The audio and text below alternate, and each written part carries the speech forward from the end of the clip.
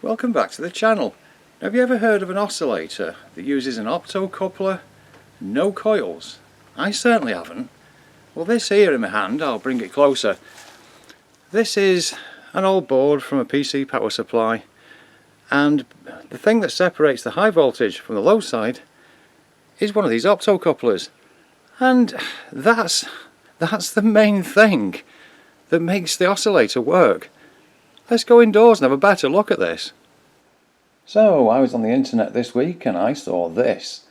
Apparently how to make an aircraft strobe light using one of those PC817s. And the thing was, when the guy was showing it, it's all done very nicely, but he just does a voiceover of what the connections are, and it's all deadbug style. So you can see there the way he's building it is quite easy to follow, but I thought, you know what, we could do with the circuit diagram for a better understanding of what the connections are. So I went into Fritzing, got the components all arranged, and what I'm going to do now is try and build one using the circuit diagram that you'd be able to follow as well. If that works out, then I'll try and make a small version circuit, an actual circuit board, with one of the oscillators on it. I do find this just quite fascinating. There's no coils, and it uses an optocoupler. Right, let's get on with this. Right, here's my breadboard for the first go at this, and here's a load of components there that I'm going to be putting on. I think it's kind of funny really that the Fritzing model uses a really long breadboard, and that's exactly what I've got. By the way, I've taken the PC817, one of the ones off this board here, which was from a computer power supply, and that's that there with its 4 legs. And before we start, here's the pinouts for one of those PC817s, so you can see which pins relate to what. What I'll do is I'll speed up the footage of me putting the components onto this, and I'll be following exactly that I've made, so that you know that will work if you make your own.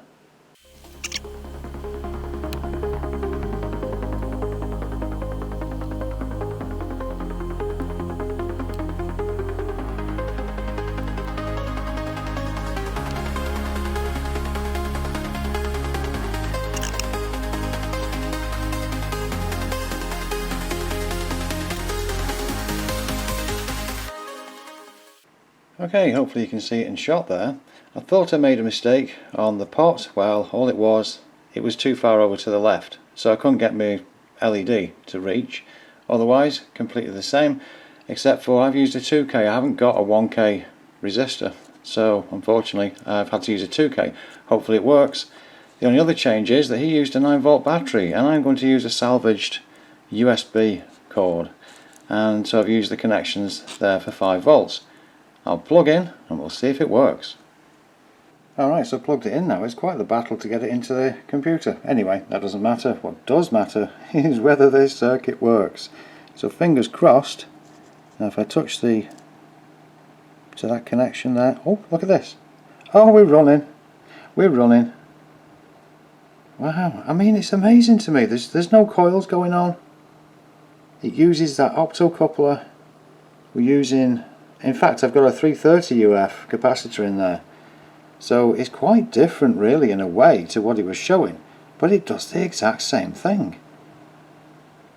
Now, I should be able to turn this pot, just forgive the fingers a moment, and yes, sure enough, it speeds up the rate of flashing.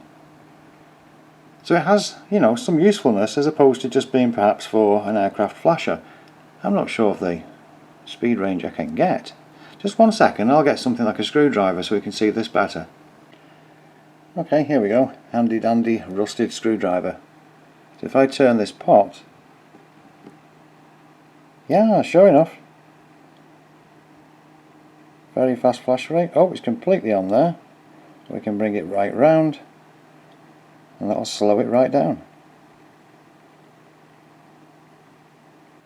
And a little while later, here we are with the circuit board version. It makes it quite a compact little unit. I mean, there's my hand, you know the size of these little Vero boards, and it makes this battery pack look massive.